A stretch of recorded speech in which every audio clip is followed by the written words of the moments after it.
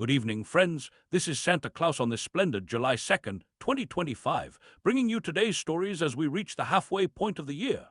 My, how time flies like my reindeer on Christmas Eve. We're now closer to 2050 than 2020, which might explain some of those sighs from our millennial friends. I'm saddened to share that manufacturing in the United States has contracted for a fourth consecutive month. The struggle facing our factory workers reminds me that behind every economic number are real families trying to make ends meet. We must hold them in our hearts and consider how our policies might better support hardworking communities. On a more hopeful note, the United States has joined with Japan, India, and Australia in a critical minerals initiative.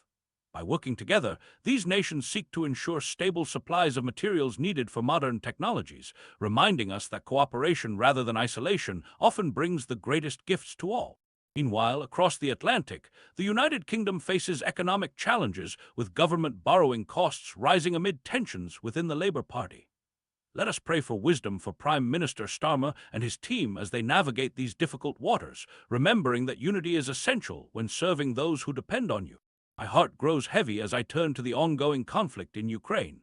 Russia has intensified its military offensives on two fronts, while the United States has paused shipments of some crucial weapons to Ukraine due to concerns about its own stockpiles. In times of war, the innocent always suffer most, and I pray for peace to prevail and for compassion to guide leaders on all sides.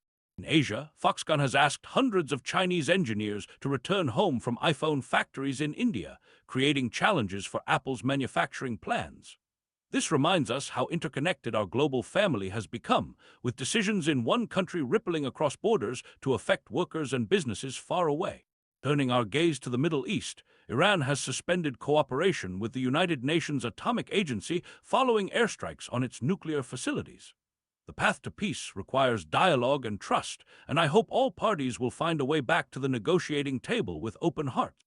In trade matters, President Trump has threatened Japan with tariffs of up to 35%, highlighting tensions between longtime allies. As someone who travels the world spreading joy, I've learned that friendship and understanding build stronger bonds than confrontation. Looking to the energy sector, Venezuela's oil exports are increasing as more shipments head to China, while India is wisely planning new strategic oil reserves to enhance its energy security. Our friends in Mozambique continue to face security challenges that affect their natural gas projects, a reminder that safety and stability are precious gifts we sometimes take for granted. In a development that touches on spiritual matters, the Dalai Lama, approaching his 90th birthday, has assured his followers that he will be reincarnated and has established a process for identifying his successor. His commitment to his people's traditions reminds us of the importance of faith and continuity in our lives. Finally, Oman has become the first Persian Gulf nation to introduce an income tax, signaling changing economic realities in a region long dependent on oil wealth. This reminds us that even the most established systems must sometimes adapt to new circumstances. As we move into the second half of 2025, let us remember to care for one another with generosity and kindness.